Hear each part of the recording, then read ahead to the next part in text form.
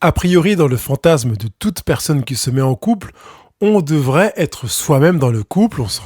On se met pas en couple en se disant qu'on va raconter des salades à l'autre, lui faire croire des choses qui sont pas vraies. Et pourtant, c'est comme ça que ça fonctionne. Et je voudrais vous encourager à être vous-même dans le couple. Je vais vous donner aujourd'hui 5 éléments pour que vous soyez vous-même dans le couple et pour montrer l'importance de l'être. Parce qu'en réalité, plus vous êtes vous-même, plus vous êtes heureux, parce que plus vous êtes en phase avec qui vous êtes, et plus vous êtes vous-même, plus vous donnez vraiment à voir à votre conjoint votre propre perception de votre propre identité. Ça fait beaucoup de propre, mais vous voyez que finalement, ça fait une relation bien propre. Allez, on se retrouve après le générique. Je m'appelle Pascal Kionkion, votre coach et thérapeute, et je vous accompagne pour que vous ayez les clés pour être heureux à deux. Et c'est parti, je suis ravi de vous accueillir pour ce nouveau podcast. Comment être soi-même en couple. Alors ça paraît un peu paradoxal puisque même si dans l'introduction j'ai dit qu'il était vraiment important d'être soi-même pour que le couple soit plus heureux, plus équilibré, dans une relation plus saine, eh bien je sais que certains d'entre vous se disent non, si je me montre à mon conjoint comme je suis, c'est le contraire qui va se passer. Ça veut dire qu'il aura envie de fuir, de ne pas m'aimer et peut-être de se tourner vers quelqu'un d'autre, vers quelqu'un de mieux. Ça, en général, c'est présent quand vous avez une image de vous qui est abîmée et qu'en plus, vous avez cherché à séduire votre conjoint. Et ça permet de mettre en évidence le fait que chercher à séduire est un faux jeu finalement. Et c'est bourré de travers et c'est la raison pour laquelle j'encourage à ne pas chercher à séduire, mais à accepter de séduire en étant soi-même. Voilà, les gens se tournent vers vous, ont envie de votre présence, disent que vous leur plaisez, alors que vous êtes vous-même.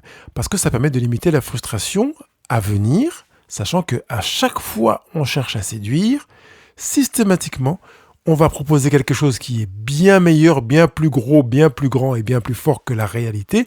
Par conséquent, on se prépare à semer de la frustration à venir. D'ailleurs, j'ai enregistré un podcast sur la séduction, je ne sais plus quel est le titre. Vous allez dans la loupe qui est sur le blog Couple Heureux et vous tapez séduction ou séduire et vous trouverez le lien de ce que j'ai déjà évoqué avec vous dans un podcast qui évoquait la question de la séduction. Donc, être soi-même s'oppose à l'idée de séduire. Être soi-même, ça passe déjà par accepter d'être soi. Voilà, je suis comme ça, je suis moi, j'ai telle limite, j'ai telle force, j'ai tel complexe, j'ai tel désir, telles aspirations. Je suis comme ça. Je me livre dans la relation comme je suis. Ceci étant, vous pouvez regarder vos relations amicales pour commencer à vous interroger sur la manière dont vous vivez vos relations amicales et puiser dans ces manières d'être en relation des éléments qui vous donneront des indicateurs sur votre aptitude à vous présenter comme vous êtes ou à chercher à vous adapter à ce que vous pensez qui plaira à l'autre. Parce qu'en fait, c'est comme ça la réalité du jeu. C'est qu'on ne sait pas ce qui plaira à l'autre. Donc on va essayer de tabler sur ce que l'on pense qui lui plaira d'après ce que l'on a vécu antérieurement. Or, certaines choses peuvent plaire et déplaire même si elles ont été appréciées antérieurement ou dépréciées antérieurement. C'est déjà une chose à intégrer. Et d'autre part, comme je vous l'ai déjà dit, on sème de la frustration. Donc, première chose que je vous propose, c'est d'être vous-même. Soyez honnête avec vous-même d'abord, pas avec votre conjoint. Un des meilleurs moyens d'être soi-même en couple, c'est d'être honnête avec soi-même. Ne pas se raconter des salades, ne pas se faire croire des choses, ne pas se faire des plans sur la comète ou s'imaginer au-dessus de soi-même ou en dessous de soi-même, parce que c'est aussi une des réalités qui peut vous toucher, de minimiser vos qualités, vos aptitudes, vos savoir-faire, votre manière d'être, etc. Votre propre estime ou valeur de vous-même. Ou comme également, c'est un travers de surestimer, mettre la barre trop haut. Et voilà. Donc, dans les deux directions, on a besoin d'un équilibre. Et cet équilibre-là s'appelle l'humilité. Connaître ses limites, ses faiblesses, connaître ses forces, ses capacités, ce qu'on aime, ce qu'on n'aime pas, se connaître soi, c'est de l'humilité. C'est le meilleur moyen de marcher en se plantant moins. Vous allez moins tomber si vous êtes vous-même. Vous tomberez plus facilement ou vous serez en difficulté si vous essayez de marcher comme un autre ou de mettre les pas dans les pieds d'un autre parce que ce ne sont pas les vôtres. le mieux est que vous donniez de la vie, que vous créiez votre propre vie individuelle, que vous appréciez votre vie telle qu'elle est là, pour vous accueillir et ne pas vous raconter de mensonges, et vous donner à être à votre conjoint comme vous êtes. Première clé pour répondre à la question comment être soi-même en couple, c'est d'être honnête avec soi-même. Deuxième chose, c'est de dire vraiment ce que l'on pense. Je sais que c'est pas forcément réjouissant pour tout le monde, parce qu'on se dit mais si je dis ce que je pense, il va trouver que c'est pas gentil, que c'est pas sympa, que c'est pas cool, il va avoir l'impression que c'est un jugement, que c'est condamnant, etc. Alors, vous pouvez tout à fait apprendre à dire ce que vous pensez sans que ce soit un jugement, une condamnation, une mise à l'index et quelque chose de tous ces ordres-là. Il y a un podcast dans lequel je parle des 12 clés, des 12 obstacles à la communication. Vous tapez sur la petite loupe en haut à droite 12 obstacles à la communication sur le blog coupleheureux.com et vous tomberez sur l'article.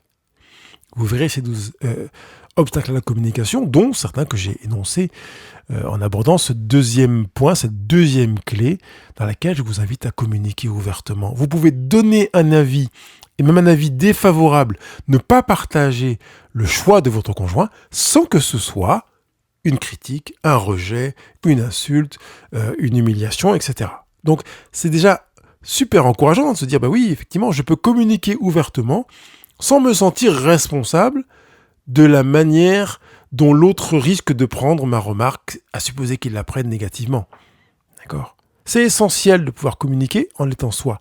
Je rappelle juste l'étymologie de communiquer. Communiquer, c'est devenir un, commun. On va fabriquer une unité ensemble. Comment peut-on fabriquer une unité si l'on n'est pas soi-même ? Donc, un moyen d'être soi-même en couple, c'est de communiquer. Pour communiquer, on va d'abord aller puiser dans sa propre identité, dans ses propres goûts, dans ce qu'on est en train de vivre, de douloureux, d'agréable, de moins agréable, de gênant, de frustrant. On va aller se connecter à ses propres pensées, à ses propres besoins, à ses propres valeurs, à ses aspirations, à ses frustrations, etc. Et tout ça permettra de mieux communiquer, donc de mieux fabriquer une unité ensemble dans un travail d'équipe, dans un travail de partenaire. Et je trouve intéressant de garder cette image de partenaire parce que ça veut dire qu'on est tous les deux dans le même camp en fait. Votre conjoint n'est pas en face de vous, même s'il se présente par exemple en face de vous physiquement, mais il n'est pas dans l'équipe adverse ou dans le camp adverse, il est dans votre équipe. Donc, ayez à l'esprit que quand vous communiquez, vous fabriquez l'équipe, vous renforcez l'équipe. Une équipe qui ne se bat pas contre, mais qui va produire des relations, qu'elles soient sociales, amicales et autres, en dehors de l'équipe ou à partir de l'équipe. D'où l'intérêt donc de travailler sur cette deuxième clé pour être heureux en couple et pour arriver à être soi-même en couple. Troisième clé pour être soi-même en couple, eh bien, ça revient un petit peu à se recentrer sur soi pour respecter ses propres limites.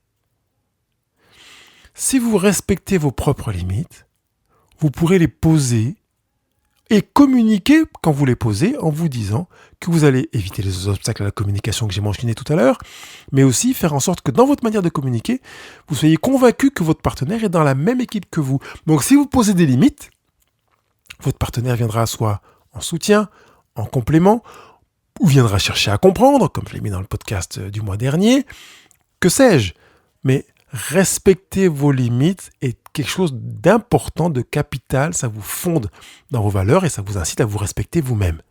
Si vous vous respectez vous-même, vous serez vous-même avec votre conjoint.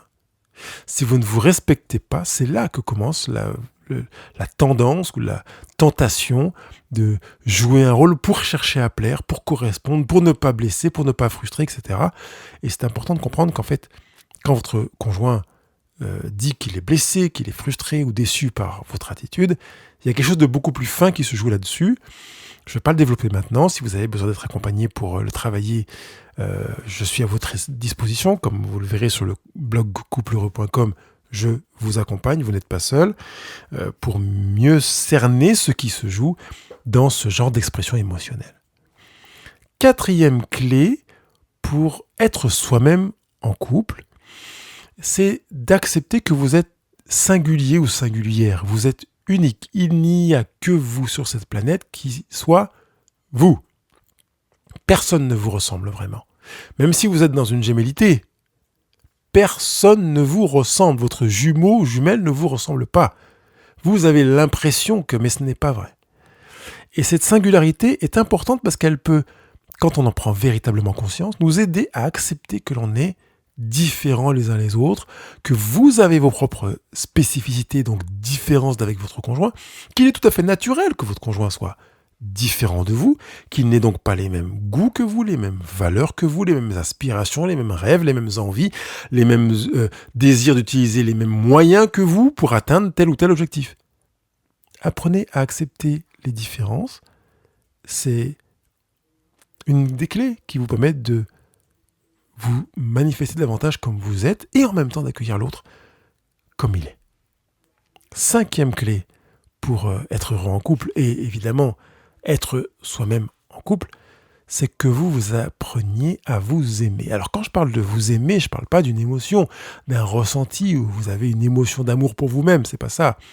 Mais que vous preniez soin de vous, que vous investissiez en vous, vous prenez du temps pour vous. Le fait que vous pouvez mesurer que vous prenez du temps pour ce qui est important pour vous. Vous investissez dans ce qui est important pour vous.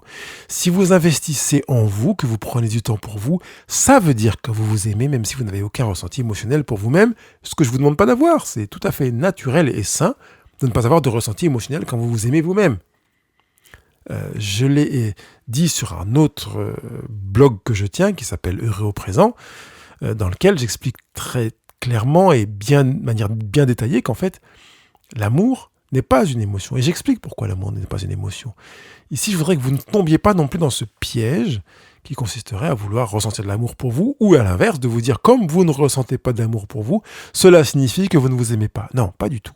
Si vous posez des actes dans lesquels vous prenez du temps, vous investissez en vous, vous prenez soin de vous, cela signifie que vous vous aimez.